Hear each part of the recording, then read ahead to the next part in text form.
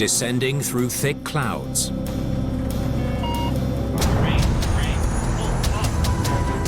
Ansett New Zealand Flight 703 slams into a hill. It was just an almighty crash. Horrendous sound. Ansett 703, do you read? Those lucky enough to survive the crash find themselves stranded There's no signals at all and they're off radar. and facing the possibility of freezing to death. Hypothermia would have been a major problem. Once investigators finish piecing together the clues, There it is, clear as day. It was obvious that there was a malfunction. their findings lead to an unprecedented charge of manslaughter. This accident should not have happened.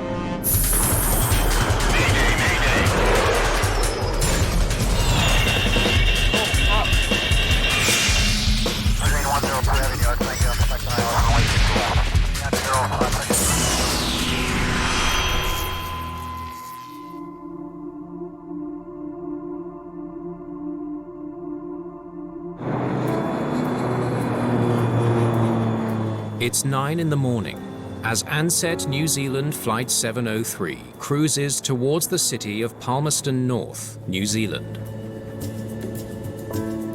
Best approach heading is set.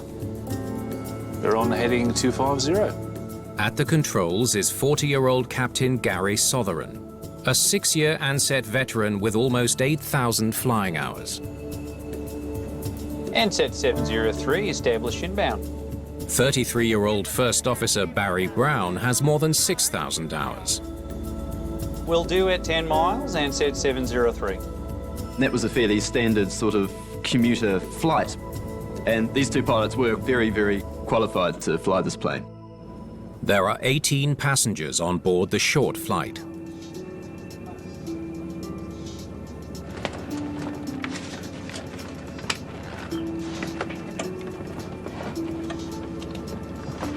William McGrory is flying to his company's head office for an early morning meeting. I was working for a plumbing company. I was based in Auckland and they were based in Palmerston North. Do you race? Oh, no. Never watched a race in my life. Passes the time, though. Are you headed home? And then the hostess sat down on the seat in front of me on the armrest and started chatting. She was telling me about her life and I was telling her what I was up to, and she was great. Just full of life, full of beans, and had her life planned. I'm trying to save enough to buy a house. She was from Christchurch and I believe that's where she was going to buy her house. She was really excited about that. Captain Southern again. We are beginning our approach to Palmerston North. We should have you on the ground right around 9:30. The pilots are flying a Dash 8 100 series, a 40-seat regional airliner known for its short takeoff and landing capability. And course bar is active. Check. Flight 703 left Auckland for the 1-hour flight to Palmerston North. It's a 250-mile journey south to a region with notoriously unpredictable weather. There was low cloud around the Palmerston North area. So, I mean, it wouldn't have been a great day to fly because of the lack of visibility. As we were on approach, Hang on a minute. and she looked out the window and looked a bit concerned.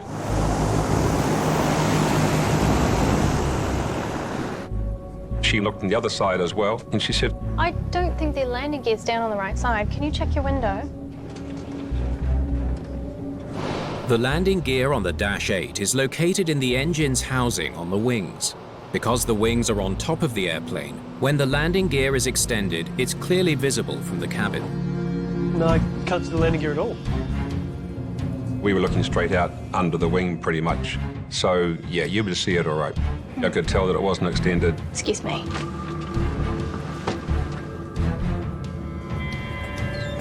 Karen Gallagher alerts the pilots. I'll keep an eye on the airplane while you're doing that. Yeah, okay. In the cockpit, Captain Sotheran and his first officer are already troubleshooting the problem. The right landing gear isn't down. I guess you guys know that. Yeah, we know. Thank you.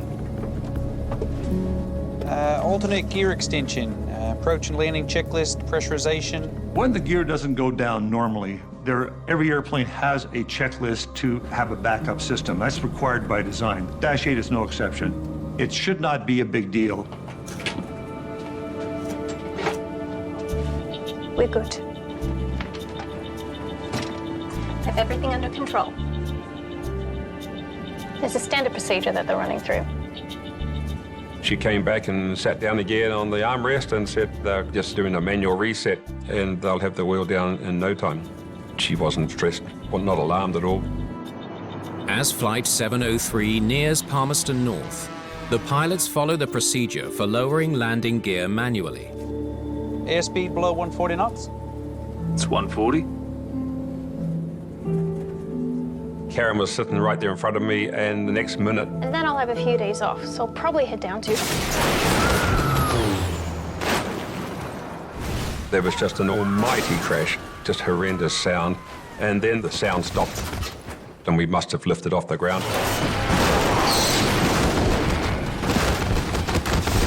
Another crash, and then we seemed to be sliding. It was just horrible, horrible noise. All the metal and all the things flying around inside the plane.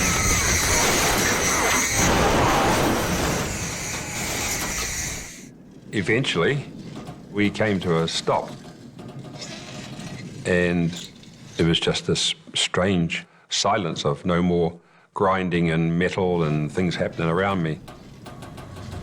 The impact fractured a vertebra in McCrory's back, but the rush of adrenaline keeps him from feeling the pain. I guess it just flicked into survival mode and didn't really matter what was wrong with me. I was alive. Get out of this plane, that was probably the only single thing that was on my mind at the time. Saw a hole in front of me on the right-hand side and saw that as an opportunity to get out. William McCrory has survived the crash of Ansett Flight 703, but now fears the possibility of a fire. I assumed that we had crash landed on the tarmac without the wheel down, and any minute now all the fire engines would be screaming up to us to spray all the foam on and make sure we didn't catch fire. McCrory suddenly realizes he's nowhere near the airport and has no idea where he is. I just looked back and thought, hell, we're in a paddock somewhere in the hills. And that's when I went back to the plane because there was people starting to come out through the holes in the sides. And I went back to assist. There were some people pretty badly injured. Some of the passengers were still unconscious. Up in the cockpit, the two pilots had survived but were pretty badly injured. Passengers still trapped in the wreckage are in urgent need of medical help. Ansett 703, Ansett 703. This is Palmerston Tower. Do you read? In the airport's tower, controller Tony Chapman tries to contact Ansett Flight 703. I don't know where they are. There's no signals at all and they're off radar. Well, the emergency services were ready to go. There's firefighters at Palmerston North Airport, but they didn't know where the plane was exactly. To make matters worse, it's extremely cold and windy. Survivors need to find a way to keep warm until help arrives. And I thought, hell, we need some gear to get everyone warm. There must be blankets, or maybe there's some bags at the back. We know we can just get some jerseys or jumpers or shirts or whatever just to get people warm.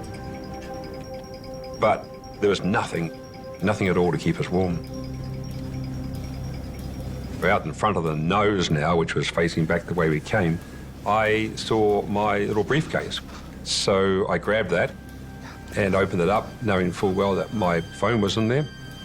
1995, not many New Zealanders would have had cell phones at all, so it's pretty amazing that he had one and then saw it and it was still working. They rang 111 and they said, what emergency do you need? Ambulance, fire or police? And I said, send the whole bloody lot. We've got a plane crash, send everything. And she immediately changed her tone and said, just hang up and we'll get back to you. You're looking for a white twin-engine prop plane. You're flying west along Manawatu Gorge, heading towards the airport. Flight 703 last reported being on final approach for runway 25. The plane could now be anywhere in a 150 square mile area. Everyone was huddled together to try and keep warm, as the shock was really setting in at this stage. Hypothermia would have been a concern for the passengers who had survived. The ones that were injured, in particular, the last thing you want is to be exposed to the cold. For the survivors of Ansett 703, time is running out. Ansett New Zealand Flight 703 has crashed somewhere in the hills around Palmerston North. Passenger William McCrory anxiously waits for the emergency operator to call back. Did he say where they were? Okay, did you get a number? The operator has notified Palmerston North's tower of McCrory's call. Perfect. Thank you. Got a witness called in, said he saw the crash.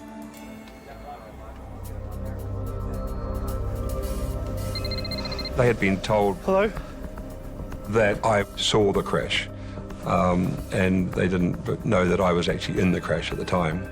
So I straightened them up on that pretty quickly. Witnessed it? No, I was on the bloody thing. William, whatever happens, do not hang up the phone. You have to stay on the phone with me. Okay, okay. The person from the control tower said, we need to know where you are. Can you give us some descriptions of what's around you? We're on a hill. It could be a farm. It's freezing cold. The passengers who had survived, of course, would be going into shock, and it was very cold for them, and that could have had unfortunate consequences. Okay, do whatever you can to keep everybody warm. Survivors build a makeshift shelter from the wreckage to protect themselves from the howling winter wind. It had been snowing the day before, so the cold was all there. It was just a horribly bitter day. All right, I'll see what we can find. Can you see if you can find some kind of landmark, anything that can help find us where we are? How long is your battery going to last? About an hour. Okay, good. Don't hang up. The passenger who'd come to help me said, I'll have a look around. So he went off up the hill, and he'd gone quite a distance and quite a while, really. And he came back sometime later, and he said, there's a big holding pen for sheep up the hill further. We're next to a very large sheep holding pen. Wood, maybe 30 metres long. Okay, William. Some of the rescuers who were listening to this conversation, someone recognised it and knew where to go. Looks like they're near the Buckley stockyard up by Whole Block Road. One of them knew that the only holding pen of that size anywhere around that area was so-and-so's farm.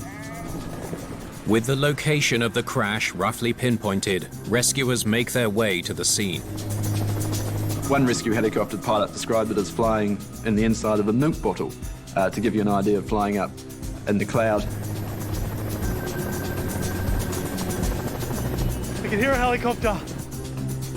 That's good, William. It's getting closer. There it is. It's there it is.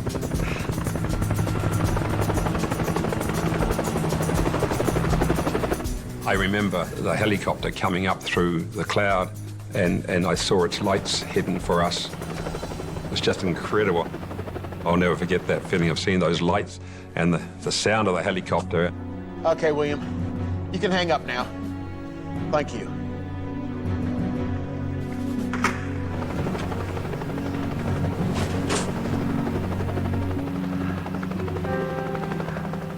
And that's when the adrenaline stopped pumping, and I started feeling the pain and the cold and the misery that everyone else was going through. Flight 703 has crashed into a hill 10 miles from the airport at Palmerston North. 15 passengers and both pilots have survived. Tragically, 3 passengers and flight attendant Karen Gallagher are killed. We were very, very lucky that 17 of us survived. I think so sadly for those that did lose their lives. The hostess and the others that died on that day was so unnecessary.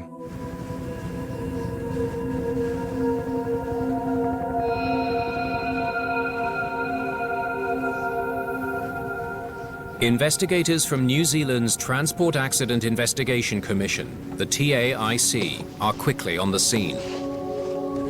At the time, it was massive news. There's not many plane crashes in New Zealand And particularly in this case, because there were so many survivors.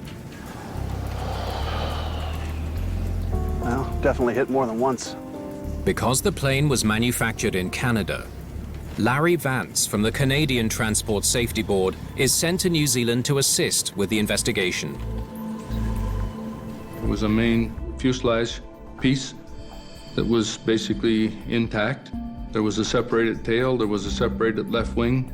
They were spread out over the rolling hills. The land was sloped, so it was pretty strewn about. Right here. The nose wheel hits first. The marks on the ground tell investigators that the plane's forward landing gear wheels hit the ground first. The fact that the nose wheel hit first and then the rest of the aircraft followed told us that the aircraft was flying somewhat level. It wasn't going nose first into the ground. The most critical clue is the one that's missing. Our tire tracks. The ground where the right landing gear should have touched down is undisturbed. What we saw from ground markings, it was entirely consistent with the fact that the right landing gear was not extended. The marks on the ground show that Flight 703 was flying level when the forward landing gear hit the ground, but the right main landing gear was not extended.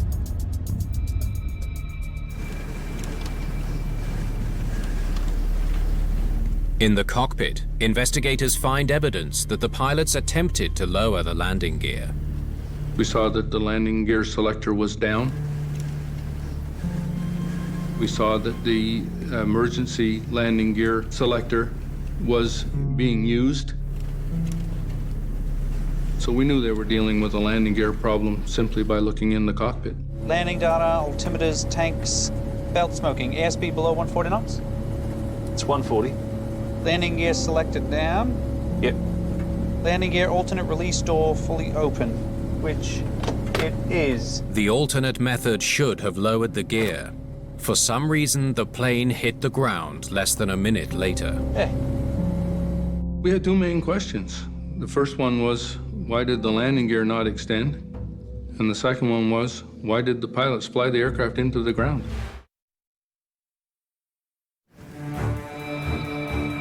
Investigators need to examine the wreckage of Ansett 703 to determine why the pilots were unable to get their landing gear down. But the muddy terrain is presenting a challenge. It was virtually impossible to get equipment onto that site. It would just slip and they would get stuck and slide down hills and so on. Vance comes up with a solution. They had a huge helicopter owned by Russians. What we suggested to them that they do is get a big long cable and put the cable through the fuselage. The ribs were in good enough condition that they would basically hold the weight of that fuselage. They brought that helicopter in on a 200-foot long line and they lifted that fuselage out all in one piece.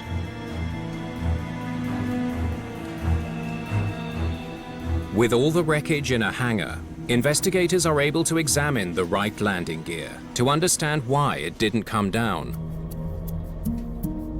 Right landing gear doesn't come down. Start the alternate procedure, and then slam into a hill 8.5 miles from the runway. First question is, what went wrong with that gear? What we were thinking is there's really only a couple of things that can keep that gear from extending. It's hard to tell why it didn't come down. Vance is joined by Jim Donnelly, a maintenance engineer from de Havilland, the Dash 8's manufacturer. It was obvious that there was a malfunction of the right main landing gear to extend. So we needed to look at what may have influenced the landing gear system operation. When the landing gear is up, a latch holds a roller on the gear's leg in the retracted position. When pilots lower the gear, an actuator moves the uplock latch to release the roller, allowing the landing gear to extend. This is probably where the problem was. Well, when we got to the hangar, we could actually have a better look. We had better lighting and more controlled climate. And everything pointed to the right main landing gear up-lock actuator and the up-lock actuator latch. Latch is definitely showing signs of wear. When we visually examined the up-lock latch, really didn't notice a great deal. However, you could feel a very slight detent on the latch itself where the roller sat. Over time, the roller wore a small groove into the right side latch. It was enough to prevent it from sliding into the down position. It was similar to what you would find if you got your car stuck on ice and you started spinning your tire. And the tire would wear itself down a little bit of a dip down into the ice. And once you get one of those, of course, it's awfully hard to get out of. Here's another. Landing gear fails to extend. Yeah. It definitely was an issue. Investigators dig through the Dash 8's history. The issue with the up-lock actuator wear was well documented on early model Dash 8s. A number of operators experienced it. The Ansett fleet sure had its share of problems. And both are Dash 8s by the looks of it. Ansett New Zealand's Dash 8s had been experiencing landing gear failures for years. There were incidents of the landing gear either not lowering or lowering very slowly. The problem became so widespread that de Havilland offered airlines a modified up-lock mechanism designed to overcome the problem. It was found that a change of material would be of benefit to prevent these issues, and it would be a harder material, something that didn't have the same wear properties. Just the left side. Gotcha. Thanks for that. They replaced the mechanism on the left side, but we're waiting on parts for the right. Ansett only replaced the left up-lock actuator because that is where they experienced the majority of their issues. But all of these gear problems were easily dealt with. In every case, the pilots used the alternate method to lower the gear. And they all landed safely. If the gear didn't lower normally, pilots could pull a handle in the cockpit that manually disengaged the latch so that the gear can drop into position. The alternate system is 100% reliable. There has never been an issue with the alternate landing gear extension system failing to lower a landing gear. But evidence from the cockpit wreckage reveals the first officer didn't pull the handle hard enough to release the landing gear. We saw that the handle that is normally pulled was partially pulled. Failing to lower the landing gear is unusual, but it doesn't explain why the pilots of Ansett Flight 703 slammed into a hill just a few miles from the airport. Investigators need to know what was happening inside the cockpit. You're looking to see who's actually flying the airplane, who's monitoring the altitude, who's doing the call-outs. And this is what investigators have to look at. The pilots of Ansett Flight 703 have suffered severe head trauma and are unable to be interviewed. It's a major setback. Not below 4,600 to start off with. Not below 3,009 miles. Investigators now depend on the cockpit voice recorder to uncover the cause of the crash. Ansett 703, stop descent at 6,000 feet for the VOR DME, approach runway 25. Stop descent 6,000 for approach 25, Ansett 703. The approach to runway 25 at Palmerston North involves making a right turn 14 miles from the airport and approaching the runway from the east. Everything seemed to be pretty well nominal until they got on final approach. Not below 4,600 to start off with. Not below 3,009 miles. Not below 2,500 at 7 miles. Yep. And 1,600 at 5 miles. Because of the steep terrain surrounding the airport, the pilots need to hit prescribed altitudes at specified distances from the airport. And it's right on the limits, so we've got to stick to that. 3,000 at 9, 2,500 at 7, 1,600 at 5. They knew their minimums. The recording shows that the pilots knew their minimum altitudes throughout the descent. No flags. Missed approach heading is sit. We're on heading 250. Check. Ansett 703 established inbound. Flight 703 makes the final turn and reports flying on a heading towards the airport. Ansett 703, roger. Contact Palmerston Tower at 10 miles. Will do at 10 miles, Ansett 703. Also second place. Okay, they knew their minimums. They're 13 miles out and on course. And in 2.5 minutes, they'll hit the ground.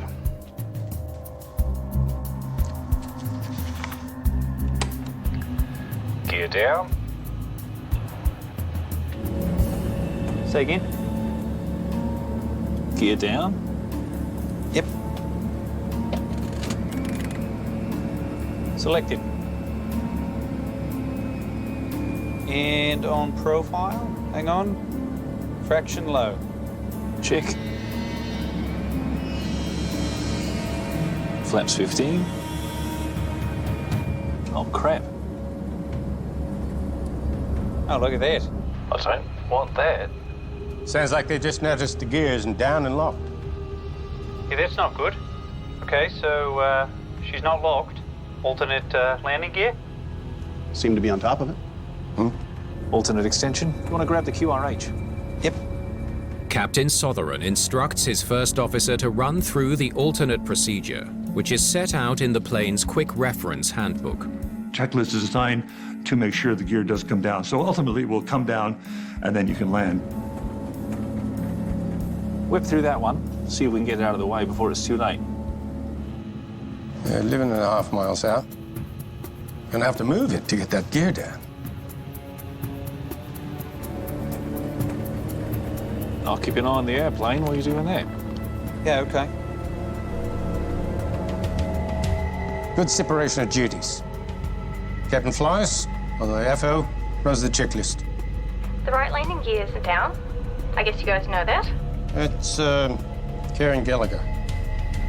Yeah, we know. Thank you. Alternate gear extension, approach and landing checklist pressurization. Skip down to the actual applicable stuff. When the captain asked the first officer to skip over those steps, he had the authority under Ansett to do so. And so this is something that's, again, not unusual, was not breaking a rule, but the crew is rushing to get this checklist done, which they needed to do if they wanted to land the airplane. Yeah, landing data, altimeters, tanks, belt, smoking, airspeed below 140 knots? It's 140. Landing gear selected down. Yep. Landing gear alternate release door open. The first officer would open a door in the ceiling, and that exposes the handle. You pull it until you can't pull it anymore, and the landing gear drops. And then it free falls to the down and lock position. So far, so good. 2 more steps. The gear will be down and locked with about 4.5 minutes to spare. Ansett 703, established finals at Palmerston North. Ansett 703, that's understood. And insert this handle. Insert handle till... First Officer Brown is struggling with the procedure. If there was any chance that the landing gear would not go down to the lock position, there's a hand pump down in the floor that you open another door in the floor, you put a handle in, make a selection, and you start pumping. And operate until the main gear locks. You missed a step. He's fussing with the pump handle. He hasn't even pulled the gear release yet. Oh, yeah. And operate until the main gear locks. You're supposed to pull the handle. Oh, it's actually got that after that.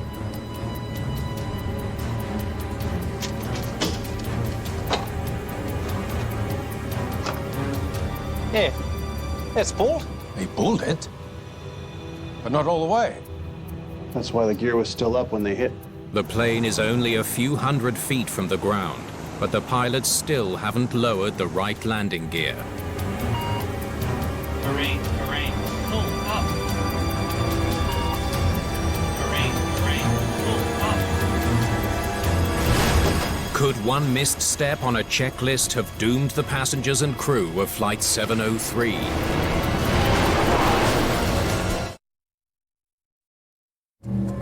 Alternate landing gear, alternate extension. You want to grab the QRH? Yep. I'll keep an eye on the airplane while you're doing that. Yeah, okay. Investigators struggle to understand how two experienced pilots failed to notice they were flying dangerously low. The captain clearly said, and I'll keep an eye on the airplane. Doesn't sound like he did that. There are two people in the cockpit. The captain was to fly the airplane, but now he's involved in the checklist. Oh, yeah, and operate until the main gear locks. You're supposed to pull the handle. The voice recording has revealed that instead of monitoring the airplane as he said he would, the captain was helping his first officer with the landing gear checklist. In any emergency, somebody has to fly the airplane and keep the airplane where it needs to be. Let's see the approach profile. The flight data shows exactly when Flight 703 began to stray from its planned descent path. They're approaching their minimum altitude when the gear hangs up. And they keep descending. Fast. The data shows that Flight 703 kept dropping lower and lower until it was almost 1,400 feet too low. And the aircraft started to descend quite quickly down below what would be a desirable glide path. And the captain didn't notice that. He was paying more attention to what the co-pilot was doing because the co-pilot was struggling, trying to get the landing gear sequence right. They should have been descending at about 580 feet per minute. Instead, they were descending at around 1,200 feet per minute. Why is that? The captain should have put some more power to the engines and adjusted the nose attitude to decrease his rate of descent. That's what should have been happening. Okay, right here. The engines are cut back to flight idle. Course bar is active. Check. Going down to 4,600 now. Captain Sotheran brought his engines to flight idle to aid his descent, and then left them in that position for more than a minute. During that time, Flight 703 descended below the recommended altitude. The captain eventually increased engine power, but not enough. And flaps 15. And up to 33%. Then back to flight idle. And up to 10%. Not giving it a lot of power.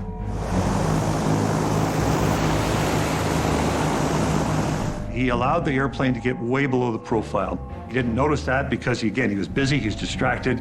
The co-pilot didn't notice because he's trying to deal with his checklist. So nobody noticed the airplane was descending below profile. But there is a device on the Dash 8 that should have warned the pilots that they were rapidly approaching the ground. The Ground Proximity Warning System, or GPWS. The system uses radio signals to measure the distance from the ground and the plane's closing speed. If the plane is getting too close to the ground or descending too quickly, a warning sounds advising the pilots to pull up. Okay. Let's listen to what they heard in the cockpit. Investigators listen for the warning sounds from the GPWS. You're supposed to pull the handle. It's actually got that after that. It's pulled.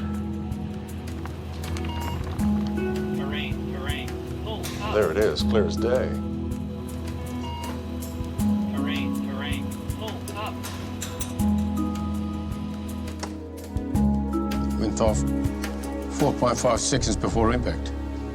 Not a lot of time to react.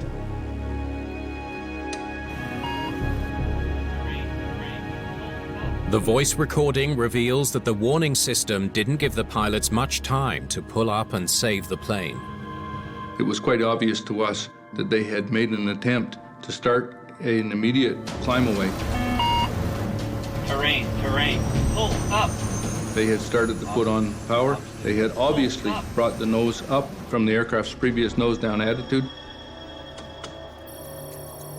Computer simulations show that the GPWS on the Dash 8 should have provided a warning well before Flight 703 hit the hill. 17 seconds. That's more like it. The pilots would have had ample time to avoid a collision. Had it been 17 seconds, I suspect the airplane would have cleared the hill. It would have been a scary moment, but they would have cleared the hill. There's a big difference between 17 seconds and 4.5 seconds. Sure is. A 4.5-second warning before you hit the hill isn't particularly helpful. The team now wonders why the crew of Flight 703 got a late warning from their GPWS.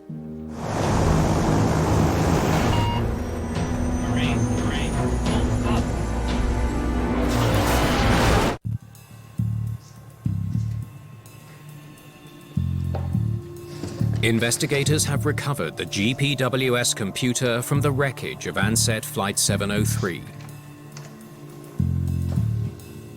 We didn't know if there was anything wrong with that system, but we knew it warranted looking at further.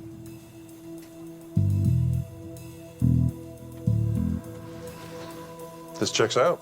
No problems at all. The unit appears to be in good working order. Investigators know the GPWS didn't warn the pilots until it was too late. Did something interfere with the altimeter that feeds the unit altitude data? What do we know about that? The issue was brought up about the nearby telecommunications tower and whether or not that had any potential for interference with the operation of the airplane. What do you got? It's a radio transmission tower. Signals are in the 800 to 900 megahertz range. No, those frequencies wouldn't affect the radio altimeter.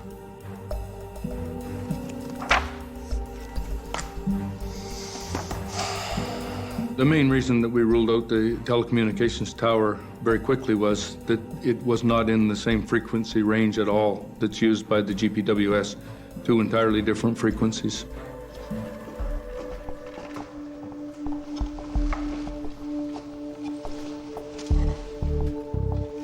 It's been painted. To prevent any disruption to reception, the antenna for the radio altimeter is marked with the words "Do not paint." It appears Ansett ignored that. The GPWS antenna sends and receives radio altimeter signals as the aircraft passes over the ground. It was painted. It shouldn't have been painted. We had no idea what this meant to the operation of the system. The non-metallic paint used would not inhibit radio signals. So that's not it. They're running out of leads. It's got to be the software. Investigators determined that a software glitch prevented the GPWS from getting accurate altitude readings. As the plane descended faster than normal over unusually hilly terrain, We concluded that probably the radio altimeter missed a beat or two as they were approaching the undulating terrain, that it just dropped out for whatever, one or two hits, enough to cause it to give only a 4 or 5 second warning. Landing gear alternate release door open, which it is. but the failed GPWS doesn't answer the investigation's most pressing question. Why didn't the pilots discontinue their approach while they struggled with their gear? Crew notices the landing gear issue here. 12 miles out. That only gives them about 5 minutes to get the gear down and land. Why not go around and buy some time? Good question. Time is your friend. And if you don't have enough time, it's your enemy. So you want to make sure you give yourself time, because these procedures do take time to lower the gear. Question is, why did he continue? Investigators now realize that the entire sequence of events put in motion by the failed gear could have been prevented if the pilots had taken one simple action. Could have avoided all of this by just going around. Oh, crap. Yeah, look at that. I don't want that. Yeah, that's not good. Okay, so she's not locked. Alternate landing gear? Alternate extension. You want to grab the QRH? Yeah.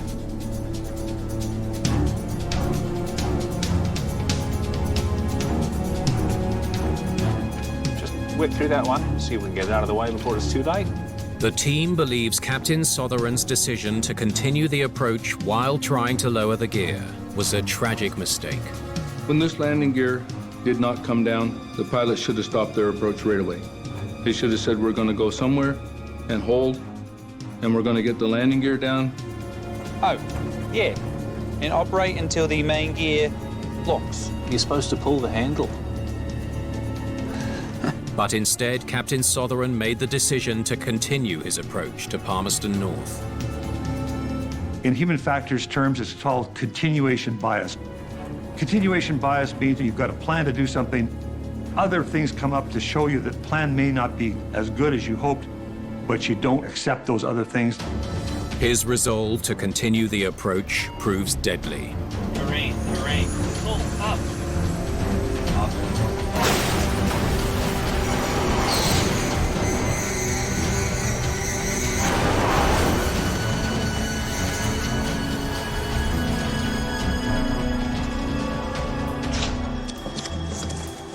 In their final report, investigators fault Captain Sotheran for not making proper power adjustments, for losing track of his altitude, for not focusing on flying the airplane, and for continuing the approach while troubleshooting the landing gear.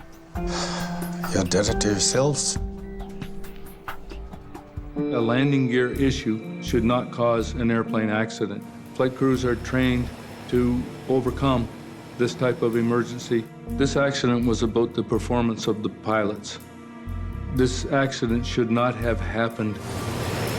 Ansett New Zealand revised its operations manual following the accident. Pilots are now instructed to discontinue their approach and resolve any abnormal situations before attempting to land. What I learned from this accident was give yourself time. It's not a critical emergency. It's something you can do in an organized way, but you need time. In the year 2000, in an unprecedented move, Captain Sotheran is charged with manslaughter for operating an aircraft in a careless manner. After a 6-week trial, 6 years after the accident, a jury finds him not guilty.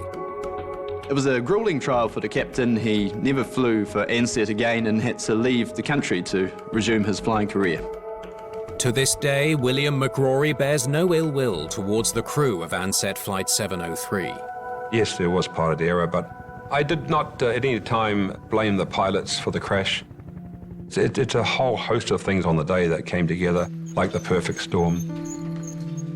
At the time after the crash, I learnt to appreciate life in general, and I often have to pinch myself and say, hey, smell the roses, tell people you love them again, and remember that one instant you can be here, the next instant you can be dead. So it's been good for me in that respect, that it makes you appreciate what you have got.